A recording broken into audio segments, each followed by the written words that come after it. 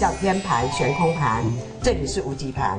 直径197公分，外径155公分，这个全世界最大的罗盘像个大型资料库，浓缩中国千年历法智慧，每个环节都是惊叹号。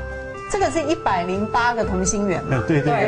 然后这里面密密麻麻的这些小字，你说有多少字134000多个字。因缘际会之下，宋顺珠和从事木工的丈夫打造出这个世界之最。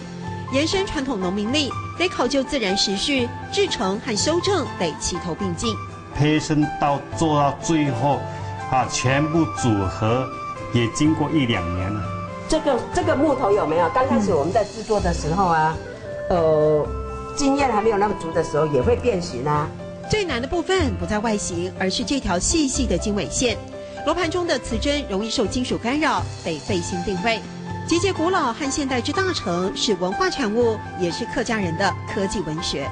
这是轩辕帝以前用的，后来就是不外传。那730年以后，今天师父才传嘛。玄学、科技、人文与修行，在罗盘转动间，祈求净化人心。好，我们看到这罗盘其实是可以为人解惑的哈。做在本来一些的建议哦，你可以给我一些建议吗？继续3万打表海陆腔继续努力加油。那4线我们说继续3万大标。那木马为公司啊。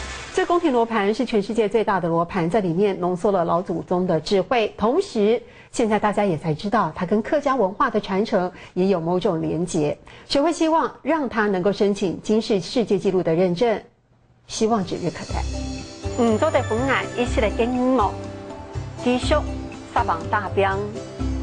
做在本来一些的建议哦，继续3万大标。